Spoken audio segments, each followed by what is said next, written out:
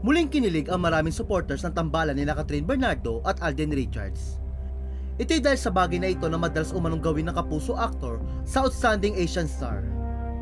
Batid na marami na may espesyal na namamagitan kina Catherine at Alden. Matatandaan una itong napansin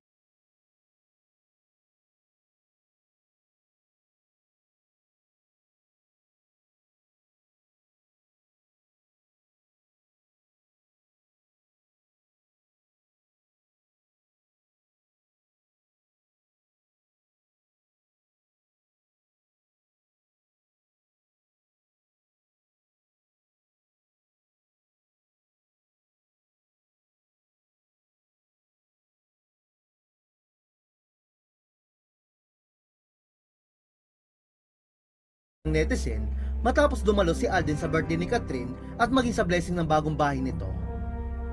Hanggang kamakailan lang ay nabunyag ang tunay na estado ng relasyon nila Catherine at Alden. Matapos isiwalat ng talent manager na si OG Diaz na nililigawan na raw ni Alden si Catherine. Hindi naman itinanggi ni Alden ang isyong naniligaw siya kay Catherine, pero hindi rin niya ito direktang inamin. Gayunpaman, aminado si Alden na mas naging malapit sila ngayon ni Catherine. Pero giit niya, gusto niya sa kanila na lang muna ni Catherine kung ano man ang nangyayari sa kanila ngayon. Ngunit hindi pa rin maiwasan na may lumabas na impormasyon sa publiko tungkol sa nangyayari sa pagitan ni Alden at Catherine. Kamakailan nga ay usap-usapan ang isiniwalat ni OG tungkol kina Alden at Catherine. Ayon kasi sa nakarating kay OG, lagi raw bumibisita o dumadalo si Alden sa bagong bahay ni Catherine sa Antipolo City, Rizal. Sa katulad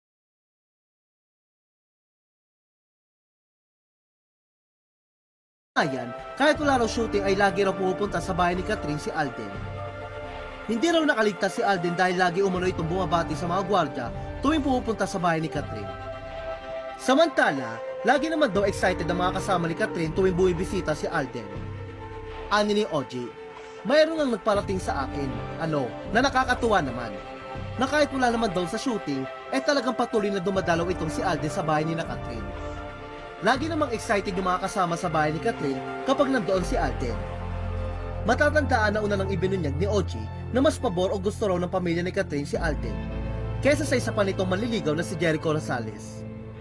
Tila na kay Alden na raw kasi ang lahat ng katangian na hinahanap nila sa isang lalaki para kay Catherine. Sa ngayon, wala pa namang reaksyon si Alden sa pahayag ni OG na lagi siyang nakatambay sa bahay ni Catherine.